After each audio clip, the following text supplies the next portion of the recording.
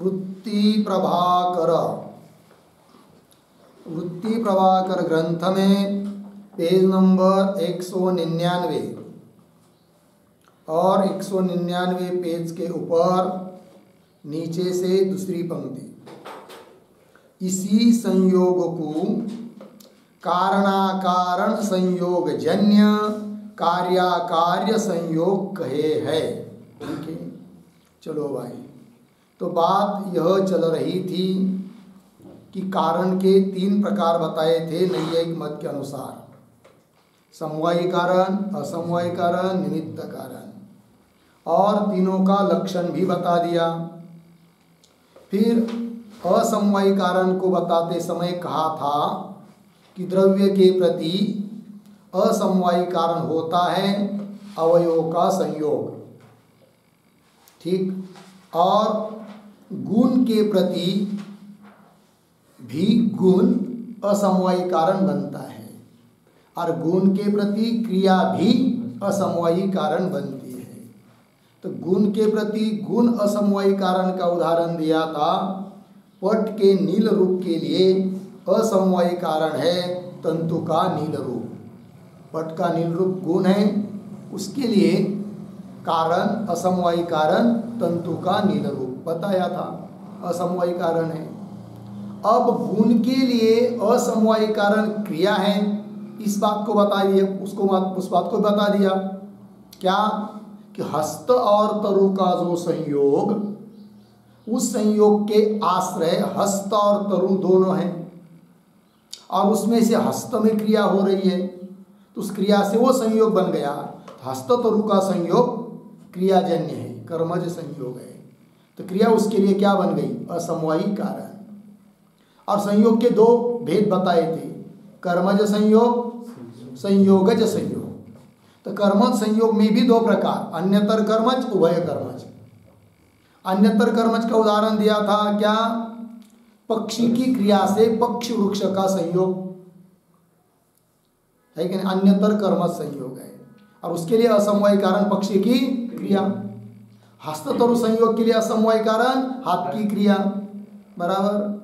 और उभय कर्म संयोग का उदाहरण दिया था 2 मेषों का संयोग, उसके लिए असमवायी कारण उन 2 मेषों की क्रिया, इस बात को बताया था। फिर उसके बाद संयोगज संयोग कौन है, इस बात की चर्चा चालू की। तो यहाँ पर 2 संयोग बताए थे, पहला हस्त तरु का संयोग, और वो जिसको मालूम पड़ गया उसको ही प्रतीत हो सकता है काय तरु का संयोग। काय मतलब शरीर और तरु मतलब पेट, उनका संयोग। तो काय तरु का संयोग, उसके लिए कारण है कौन, हस्त तरु का संयोग, और कारण कौन सा कारण है, असमवायी कारण है।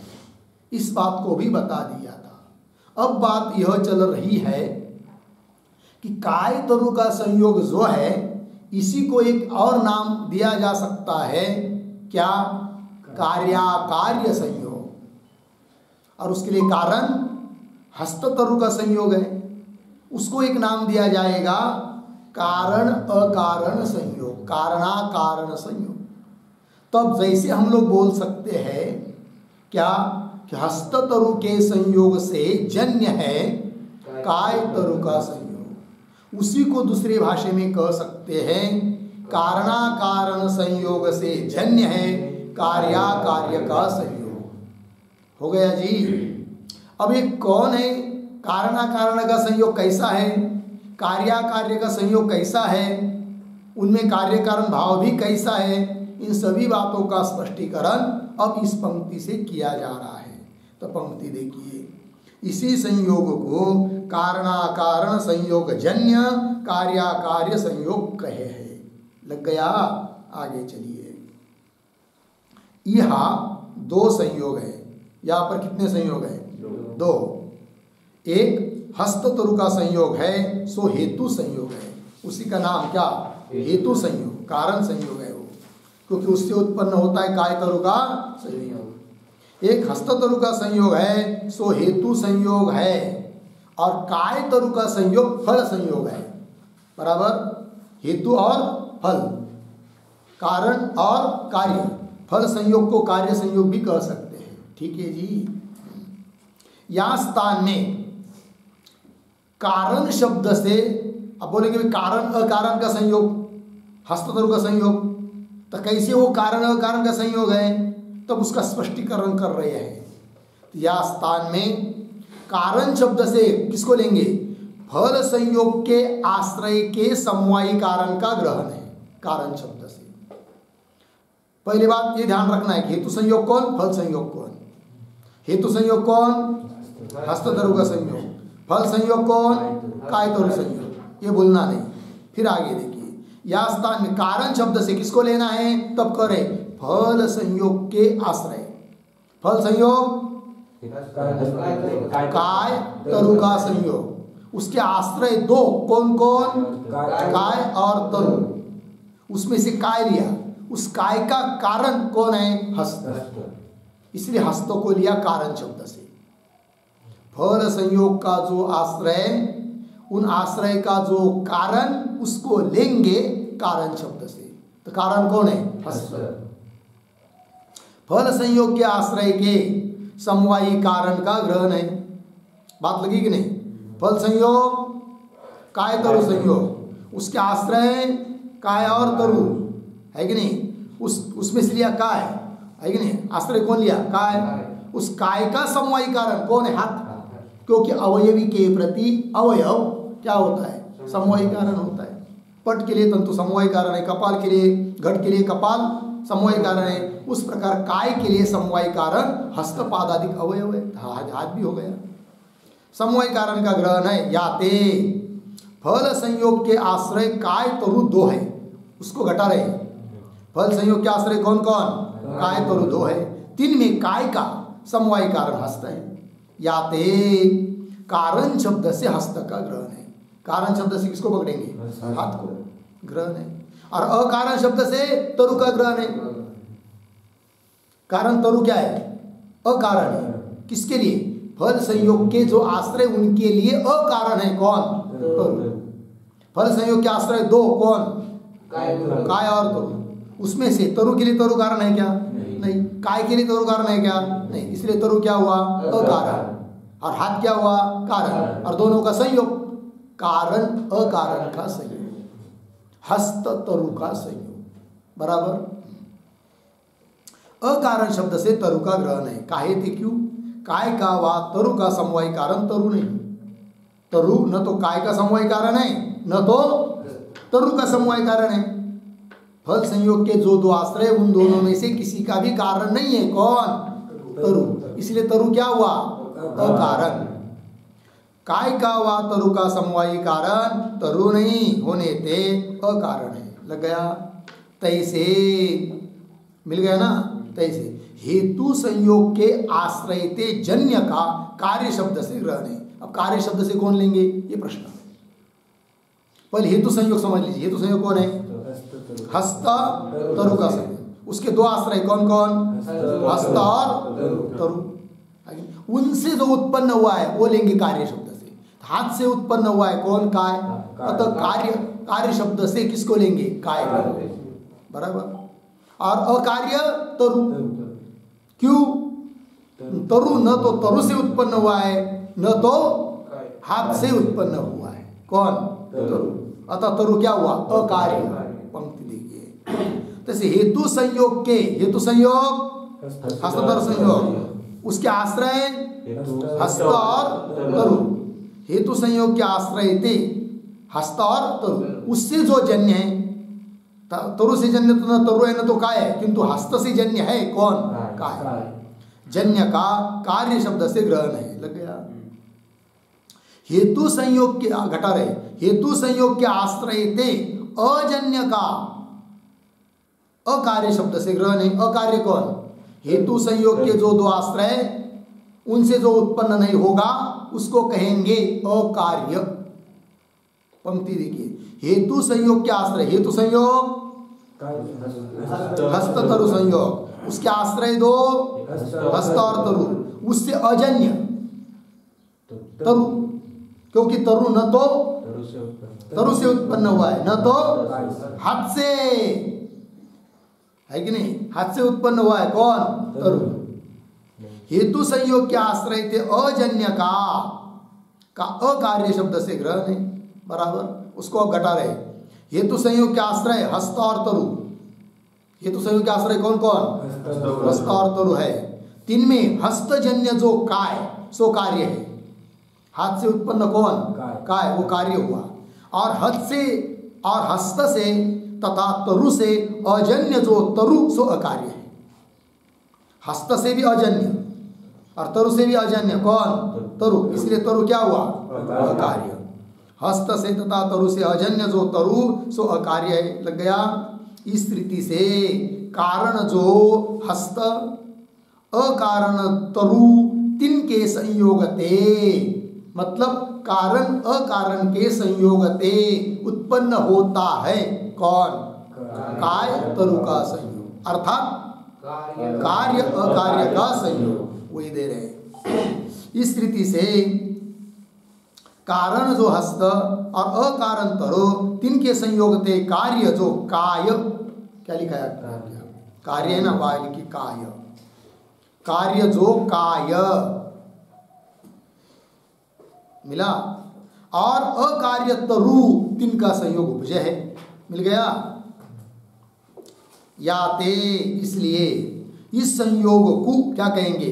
कारणाकारण संयोग जन्य कार्याकार्य संयोग कहेंगे, है जी।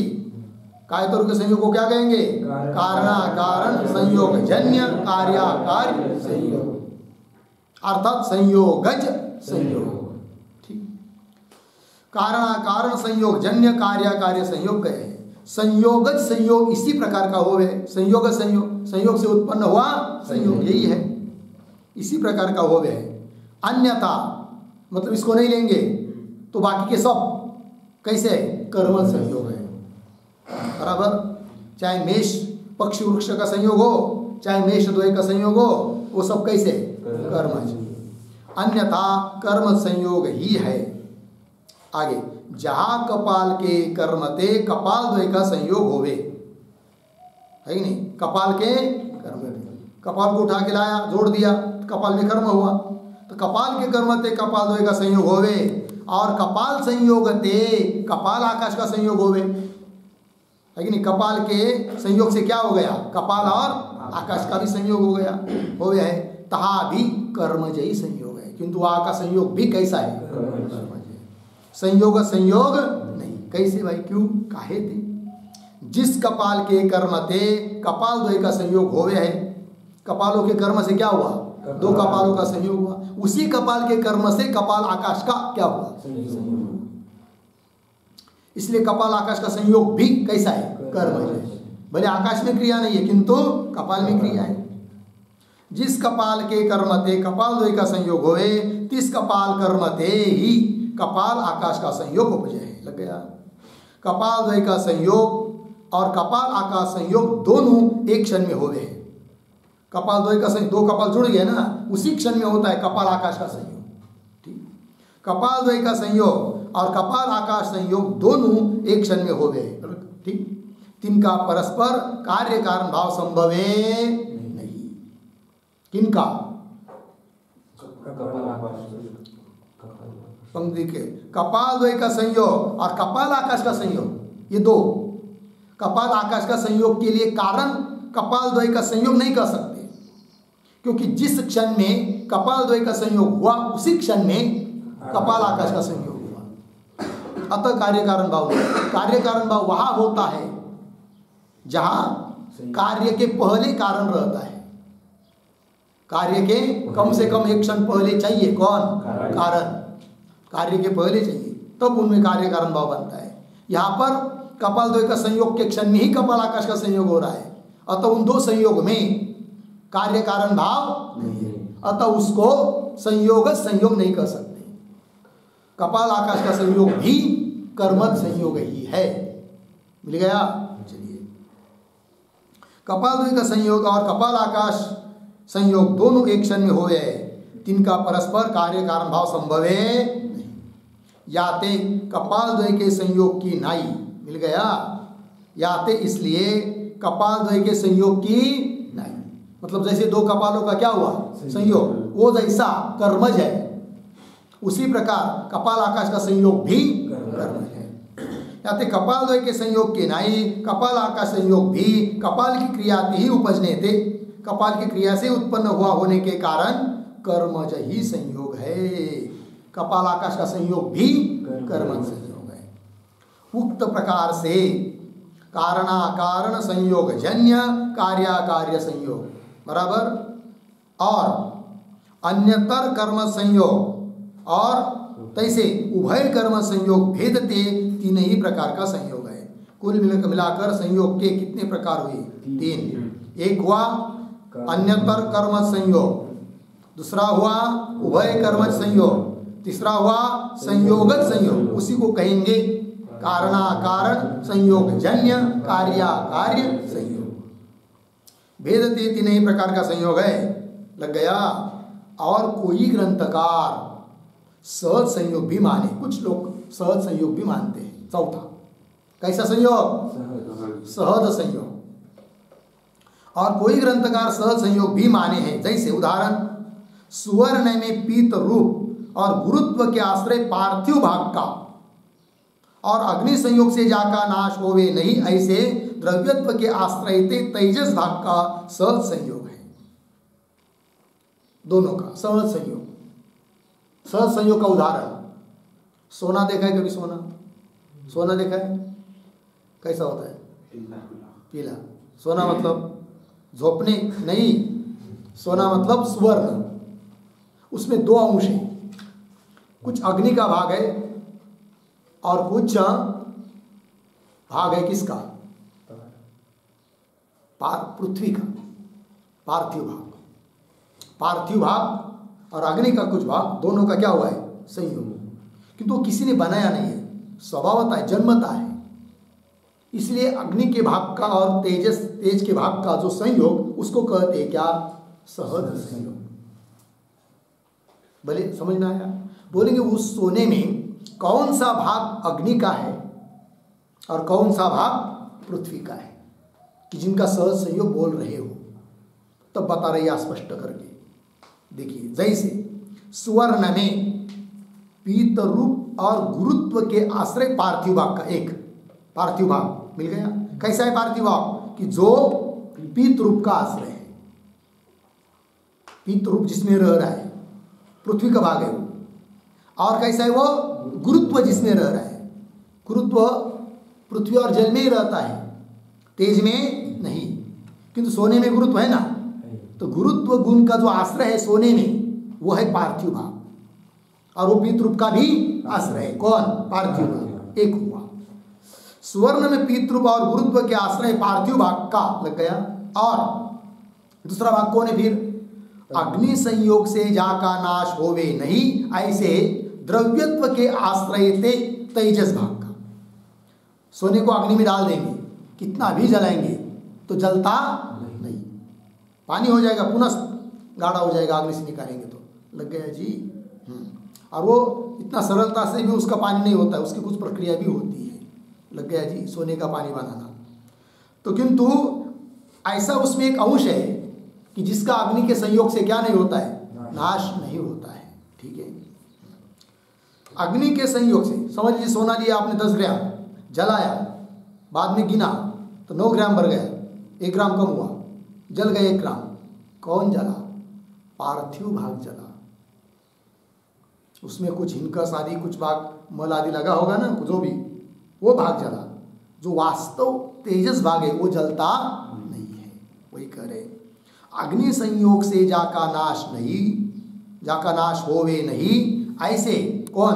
द्रव्यत्व का आश्रय तेजस भाग है कि नहीं, अग्नि का भाग। तो एक अग्नि का भाग हुआ, पार्थिव भाग हुआ, दोनों का संयोग है। वो संयोग कैसा है? सहज संयोग है। द्रव्यत्व के आश्रय तेजस भाग का सहज संयोग है। लग गया। संयोग के जन्म के साथ उपजे ताकू सहज संयोग कहे हैं। संयोगी मतलब संयोग वाले, उनके साथ ही जिसका जन्म होता है उसको कहते हैं क्या? सहज संयोग। संयोग के जन्म के साथ ही उपजे ताकू सहज संयोग कहे हैं। सुवर्ण को केवल पार्थिव कहे तो सुवर्ण केवल पार्थिव नहीं है, यदि केवल पार्थिव मानेंगे, पृथ्वी का भाग मानेंगे सुवर्ण को, तो फिर क्या होगा बता रहे। सुवर्ण को केवल पार्थिव कहे तो जंतु आदिक, जंतु आदिक अर्धविराम अलग करे उसको, पार्थिव के द्रव्यत्व का अग्नि संयोगते नाश होने ते सुवर्ण के द्रव्यत्व का अग्नि संयोगते नाश हुआ चाहिए। अग्नि का संयोग हुआ तो नाश हो जाना चाहिए। होता है क्या? नहीं होता है। पंक्ति देखिए, सुवर्ण को केवल पार्थिव कहे तो जंतु अधिक पार्थिव के द्रव्यत्व का, बराबर। जंतु अधिक मतलब क्या? जंतु मतलब लाख। जंतु का मतलब क्या होता है? लाख, जो कि पृथ्वी का भाग है। लाख पता है? लाख क्या चीज है? एक विशिष्ट प्रकार का पदार्थ है, चिपकाने के लिए आता है। हाँ, उसको बांगड़ी भी बनाते हैं। और रक्षा गृह बनाया था ना पांडवों को जलाने के लिए, वो लाख। पोस्ट ऑफिस में सील करते हैं ना, वो लाल लाल जैसा पदार्थ, वो होता है क्या? लाख। अग्नि के संयोग से वो जलता है। लग गए जी? चलिए, स्वर्ण को केवल पार्थिव कहे तो जंतु आदिक पार्थिव के, जंतु आदिक क्या है? पार्थिव पदार्थ है। पार्थिव के द्रव्यत्व का, पार्थिव भाग जो है जंतु है कि नहीं, जंतु नाम का धातु हो पदार्थ लाख, वो द्रव्यत्व का आश्रय है। और अग्नि का संयोग उस लाख के साथ करेंगे तो जलता है कि नहीं? जलता है। उसी प्रकार सुवर्ण जल जाना चाहिए। जलता है क्या? नहीं। द्रव्यत्व का अग्नि संयोगते नाश होने ते, नाश हो जाता है इसलिए, ऐसे है ही नहीं। सुवर्ण के द्रव्यत्व का अग्नि संयोग से नाश होना चाहिए। उसी प्रकार अग्नि का संयोग होने पर सुवर्ण के द्रव्यत्व का भी क्या होना चाहिए? नाश होना चाहिए। होता है क्या नाश? नहीं होता है ना। इसका मतलब वो तेजस भाग है उसमें। सुवर्ण के द्रव्यत्व का अग्नि संयोग से नाश होना चाहिए। और केवल तेजस माने तो समझ लीजिए, सोने को केवल तेजस मानेंगे, पार्थिव भाग उसमें नहीं मानेंगे, तब क्या दिक्कत? तब भी दिक्कत है। केवल तेजस माने तो पितृप और गुरुत्व का अभाव चाहिए। सोने में न तो पितृप चाहिए न गुरुत्व चाहिए, क्योंकि पितृप और गुरुत्व अग्नि का धर्म नहीं है, पृथ्वी का है। और सोने में रह रहा है, इसका मतलब सोने में पृथ्वी का भाग भी है। तो सोने में दो अंश है, पार्थिव भाग, अग्नि का भाग, दोनों का संयोग है। वो संयोग कैसा है? सहज संयोग, ऐसा कुछ लोग कहते हैं। और केवल तेजस माने तो पितृप और गुरुत्व का अभाव चाहिए। याते सुवर्ण में तेजस, और शब्द लिखिए बीच में, याते सुवर्ण में तेजस और पार्थिव भाग संयुक्त है, बराबर। तेजस और पार्थिव भाग क्या है? संयुक्त है। और मीमांसक नित्य संयोग भी मानिए, तो सहज संयोग हुआ। मीमांसक लोग क्या कहते हैं? एक नित्य संयोग को भी मानते हैं। इसी सहज संयोग का नाम देते हैं क्या? नित्य संयोग, जन्मता संयोग। ठीक है, क्यों? इसे अलग भी रूप कर सकते हैं नित्य संयोग का। जैसे आकाश नहीं है कि मत में नित्य है, काल नित्य है, आत्मा नित्य है, उनका संयोग कैसा है? नित्य संयोग है कि नहीं? सहज संयोग नहीं कर सकते। सहज संयोग मतलब संयोगी के साथ जो उत्पन्न होता है उसको कहते हैं सहज संयोग। और नित्य संयोग मतलब ये दोनों उत्पन्न ही नहीं हुए, आकाश काल, तो भी संयोग है, उसको कहेंगे क्या? नित्य संयोग। चलिए, तो लोग मानते हैं इस रीति से संयोग के भेद हो गए ना। फिर तो मुख्य रूप तीन ही बताए, संयोग के भेद तीन। और कुछ लोग मानते हैं सहज संयोग, नित्य संयोग, वो बात अलग। इस रीति से द्रव्य की उत्पत्ति में असमवायी कारण अवयव संयोग है, बराबर। उदाहरण, द्रव्य घट, उसकी उत्पत्ति में उस घट के अवयव जो दो कपाल, उन कपालों का जो संयोग वो है क्या? असमवायी कारण। द्रव्य की उत्पत्ति में अवयव, द्रव्य की उत्पत्ति में असमवायी कारण अवयव संयोग है। और गुण की उत्पत्ति में कहूँ गुण, कहूँ क्रिया असमवायी कारण है। गुण की उत्पत्ति में कभी कभी गुण असमवायी कारण होता है, कभी क्रिया असमवायी कारण होती है। दोनों का उदाहरण दे चुके हैं। ठीक है, गुण असमवायी कारण होता है गुण की उत्पत्ति में। उदाहरण, पट के पितृप के लिए असमवायी कारण है तंतु का पितृप, नील रूप जो भी होगा। ठीक है, और गुण की उत्पत्ति में क्रिया समवायी कारण है। उसका उदाहरण हस्तधरु का संयोग लीजिए, चाहे पक्षी वृक्ष का संयोग लीजिए, उसके लिए असमवायी कारण कौन है? पक्षी की क्रिया। और गुण की उत्पत्ति में कहू गुण कहू क्रिया असमवायी कारण है। समवायी कारण और निमित्त कारण के लक्षण तामे संभवे नहीं। किसमें? असमवायी कारण में। किंतु समवायी कारण में संबंधी जो कार्य का जनक सो तीसरा असमवायी कारण, यह असमवायी कारण का लक्षण है। समवायी कारण के संबंधी हो और कार्य को उत्पन्न करता हो, उसको कहते हैं क्या? असमवायी कारण। किंतु समवायी कारण में संबंधी जो कार्य का जनक सो तीसरा असमवायी कारण होने ते क्या? समवायी असमवायी निमित्त भेद से कारण तीन प्रकार का है कि नहीं? कितने प्रकार का कारण हुआ? तीन। कौन कौन? समवायी असमवायी निमित्त भेद से कारण तीन प्रकार का है। यह नैयायिक वैशेषिक के अनुसारी ग्रंथन में लिखा है। न्याय वैशेषिक ग्रंथकारों ने इन तीन प्रकार का कारण बताया है। हो गया जी, आगे चलिए। उभय कारण के अंगीकार पूर्वक तीसरे असमवायी कारण का खंडन। पहला शीर्षक समाप्त हुआ, अब ये दूसरा हेडिंग है क्या? उभय कारण के अंगीकार पूर्वक। वेदांत मत में दो ही कारण मान्य है, उपादान कारण, निमित्त कारण। तीसरा असमवायी कारण मानते नहीं। उभय कारण के अंगीकार पूर्वक तीसरे असमवायी कारण का खंडन। तथापि न्याय वैशेषिक भिन्न मत में उपादान कारण, न्याय वैशेषिक मत को छोड़कर अन्य मत में उपादान कारण और निमित्त कारण भेद से दो प्रकार का ही कारण माने हैं। कितने प्रकार का कारण हुआ? दो। कौन कौन? उपादान कारण, निमित्त कारण। जाकू नैयायिक असमवायी कारण कहे हैं, ताकू निमित्त कारण ही कहे हैं। जिसको नैयायिक लोग असमवायी कारण कहते हैं, वेदांत मत में वही निमित्त कारण है, अर्थात निमित्त कारण के अंतर्गत आ जाता है। असमवायी कारण कोई स्वतंत्र कारण नहीं। और जो पूर्व कहा क्या कि निमित्त कारण का लक्षण असमवायी कारण में नहीं है, ऐसा बोला था कि नहीं? निमित्त कारण लक्षण क्या बताया था? कार्य से तटस्थ रहे और कार्य को उत्पन्न करे, उसको क्या कहते हैं? निमित्त कारण। ये लक्षण असमवायी कारण में जाता नहीं है, ऐसा बोला था कौन? पूर्व पक्षी। और जो पूर्व कहा निमित्त कारण का लक्षण असमवायी कारण में नहीं है, ताका यह समाधान है क्या? कार्य से तटस्थ होवे और कार्य का जनक होवे, यह निमित्त कारण का लक्षण, ऐसा बताया था कि नहीं?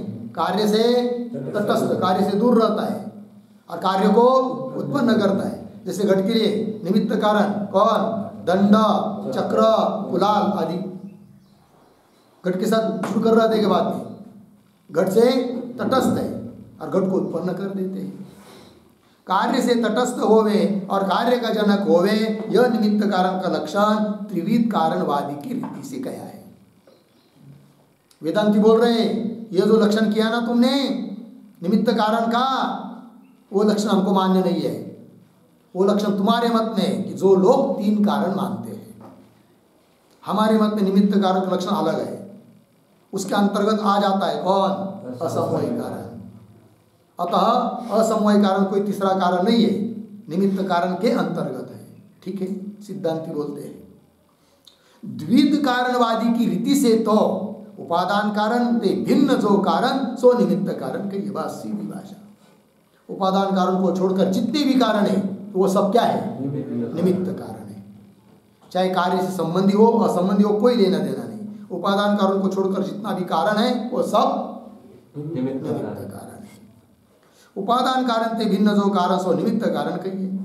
सो निमित्त कारण अनेक विध है, अनेक प्रकार का है। कैसे? कोई निमित्त कारण तो कार्य के उपादान में संवेद है।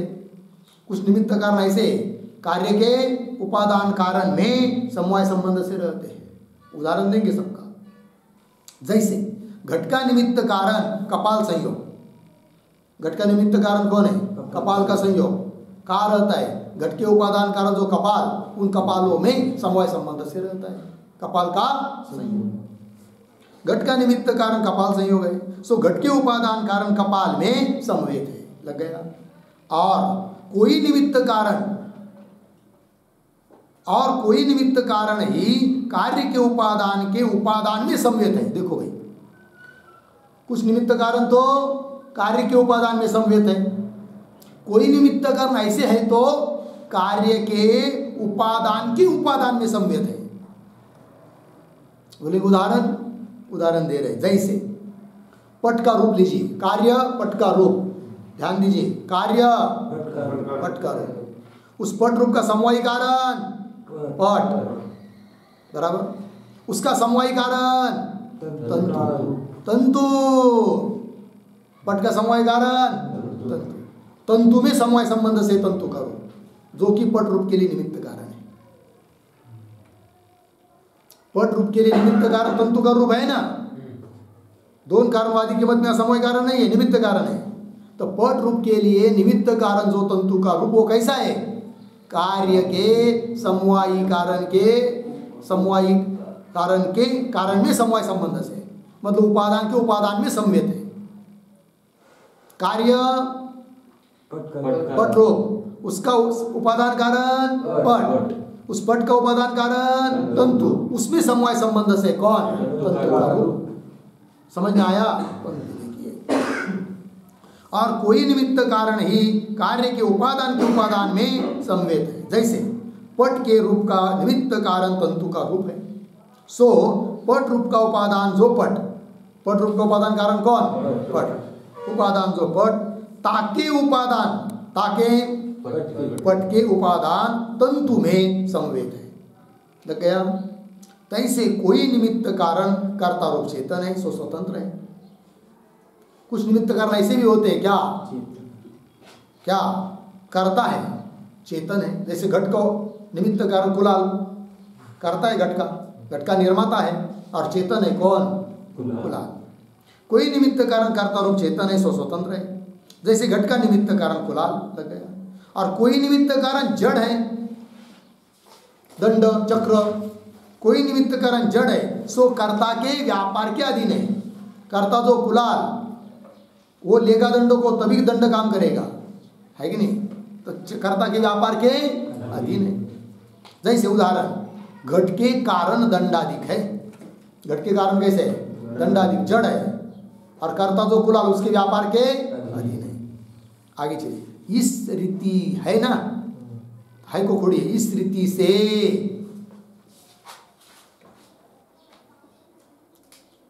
आगे क्या है? निमित्त से है ना, से को खोड़ दीजिए, पुनः देखिए। इस रीति से निमित्त कारण के अनेक भेद हैं। निमित्त कारण अनेक प्रकार का हुआ कि नहीं? कोई उपादान में संवेत है, कोई उपादान के उपादान में संवेत है, कोई चेतन है, कोई जड़ है, बहुत प्रकार हुई। किंचित विलक्षणता से असमवायी कारणता पृथक माने तो, थोड़ी सी विलक्षणता देखी तो असमवायी कारण अलग कर दिया, असमवायी कारण रूप से अलग एक मान लिया, नहीं है को नहीं, तब तो तीन ही नहीं मानने चाहिए उन्होंने, और बहुत सारे मानने चाहिए। कोई चेतन है तो उसको अलग नाम धर दो, बराबर। कोई उपादान में संवेत है, उसको अलग नाम दे दो।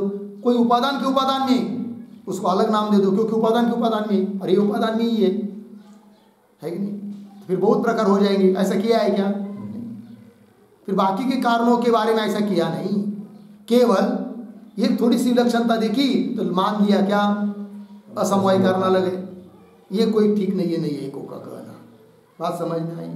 चलिए, किंचित विलक्षणता से असमवाय कारणता पृथक माने तो घट के कारण कपाल संयोग में, घट का कारण कौन?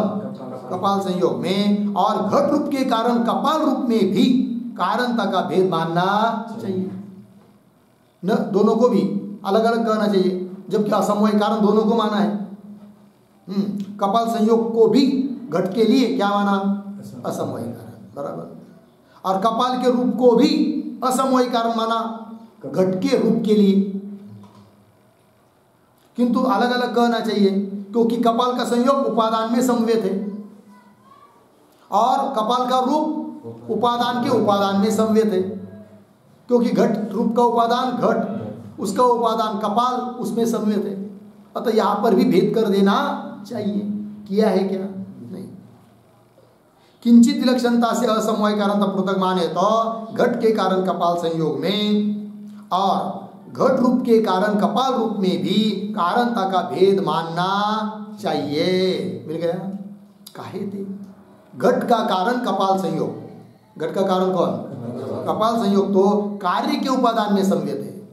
कार्य घट, उसका उपादान कपाल, उसमें समवाय संबंध से विद्यमान है कौन? कपाल द्वय का बराबर है। काहे थे? घट का कारण कपाल संयोग तो कार्य के उपादान में संवेद है, और घट रूप का कारण कपाल रूप।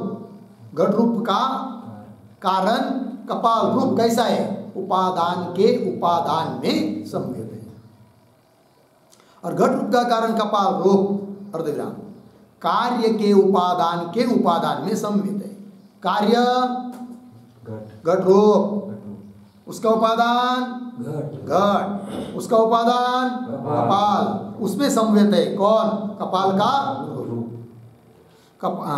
घट रूप का कारण कपाल रूप कार्य के घट रूप के उपादान घट, उस घट के उपादान कपाल, उस कपाल में संवेद है कौन? कपाल का। इस रीति से विलक्षण कारण है, तो भी इन दोनों को असमवायी कारण ही नहीं यही कहे। अलग अलग कारण बोलते, तीन में परस्पर विलक्षणता माने नहीं। उनमें परस्पर विलक्षणता मानी नहीं है। किन्हों ने? नहीं है। तीन में परस्पर विलक्षणता माने नहीं। लग गया? तैसे चेतन जड़ भेदते विलक्षणता हुए भी। उसी प्रकार एक चेतन एक जड़ विलक्षण है कि नहीं? तैसे चेतन जड़ भेदते विलक्षणता हुए भी निमित्त कारण ही तीन को कहे हैं। घट के लिए कारण दंड भी है, निमित्त कारण दंड भी है, निमित्त कारण चक्र भी है, निमित्त कारण कुलाल भी है। तो वो सबको निमित्त कारण नहीं कह दिया है नैयायिकों ने। वैसा नहीं करना चाहिए था उन्होंने। क्या कहना चाहिए था? घट का कारण दंड चक्र है, वो अलग प्रकार का है, और घट का कारण कुलाल है, वो अलग और एक कोई नाम धर देना चाहिए, क्योंकि वो चेतन ही जड़ है। किंतु जड़ चेतन होते हुए भी सबको कह दिया क्या? निमित्त कारण। ऐसा क्यों कर दिया? और इसमें भेद नहीं कर सकते तो केवल थोड़ा सी विलक्षणता देखकर असमवाय करना अलग से क्यों कर दिया? कोई जरूरत नहीं है। दो ही कारण है। कौन कौन? उपादान कारण, निमित्त कारण। तो इसे चेतन जड़ भेदते विलक्षणता हुए भी निमित्त कारण ही तीन को गया है। परस्पर विलक्षण कारणता तीन में भी माने नहीं। लग गया? और भी निमित्त कारण में अनेक विलक्षणता है। कोई तो कैसे उदाहरण दे रहे? और भी विलक्षणता है। उदाहरण, कोई तो कार्य काल वृत्ति हो गए। कुछ निमित्त कारण ऐसे होते हैं कार्य काल वृत्ति, मतलब जब तक कार्य है ना तब तक ही वो है। वो निमित्त कारण जब तक रहेगा ना तब तक ही वो कार्य रहेगा। कार्य काल वृत्ति निमित्त कारण। और कैसे होते? कुछ कैसे होते हैं क्या? देखो, कोई तो कार्यकाल वृत्ति हो गए, कोई कार्यकाल से पूर्व काल वृत्ति हो गए। दोनों का उदाहरण दे रहे हैं। जैसे पहले का उदाहरण कार्यकाल वृत्ति निमित्त कारण का उदाहरण, जैसे जल पात्र के सन्निधान से भित्ति में सूर्य की प्रभा का प्रतिबिंब हो गए। समझ में आया? धूप है बाहर, और बाहर रोड पर एक जल पात्र रख दिया। जल पात्र पर सूर्य का प्रकाश गिरा, वहां से परावर्तित होकर दीवार पर चला गया। तो दीवार पर जो प्रकाश दिखाई दे रहा है, प्रतिबिंब बोलेंगे उसको, उसके लिए निमित्त कारण कौन है? जल पात्र है। वो कैसा है? कार्यकाल वृत्ति निमित्त कारण है। जब तक वह जल पात्र रखेंगे ना और उस पर धूप पड़ती रहेगी तब तक ही वो प्रतिबिंब दीवार पर पड़ेगा। जल पात्र को उठाकर घर में ले जाएंगे तो दीवार पर पड़ा हुआ प्रतिबिंब नष्ट हो जाएगा, है ना? अतः वो कैसा हुआ? कार्यकाल वृत्ति निमित्त कारण। पंक्ति देखिए, जैसे जल पात्र के सन्निधान में से भित्ति में सूर्य की प्रभा का प्रतिबिंब, सूर्य की प्रकाश उसका क्या पड़ता है? प्रतिबिंब हो गया है। तामे सन्निहित जल पात्र निमित्त कारण है कि नहीं? वो भित्ति पर पड़ा हुआ जो प्रतिबिंब है उसके लिए निमित्त कारण कौन? जल पात्र, सन्निहित जल पात्र। सन्निहित जल पात्र निमित्त कारण है। ताके अपसरणते, उसको हटाकर उठाकर ले जाएंगे। अपसारणते प्रतिबिंब का अभाव होने थे। प्रतिबिंब का क्या होता है? अभाव। दीवार पर प्रतिबिंब पड़ता नहीं है। प्रतिबिंब का अभाव होने से सन्निहित जल पात्र कार्यकाल वृत्ति निमित्त कारण है। अतः वो कैसा हुआ? कार्यकाल वृत्ति निमित्त कारण। और प्रत्यक्ष ज्ञान में विषय निमित्त कारण हो गए हैं, सो भी कार्यकाल वृत्ति निमित्त कारण है।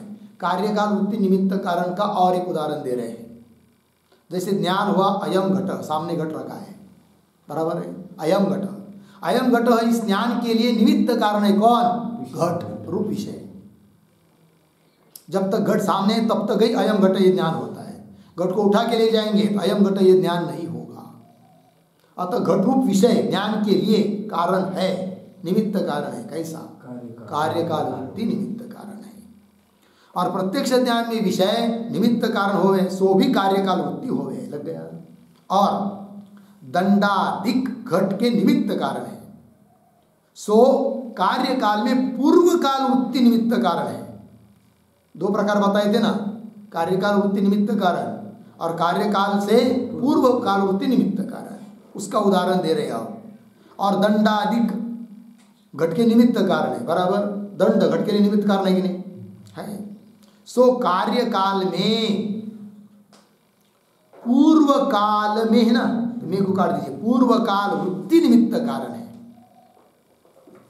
मतलब घट उत्पन्न होने तक चाहिए वो। एक बार घट उत्पन्न हो गया, चाहे दंड को जला भी देंगे तो घट नष्ट होगा नहीं। इसको कहेंगे क्या? पूर्व काल वृत्ति। घट उत्पन्न होने के पहले तक ही चाहिए कौन? दंड। एक बार उत्पन्न हुआ, दंड की कोई जरूरत नहीं।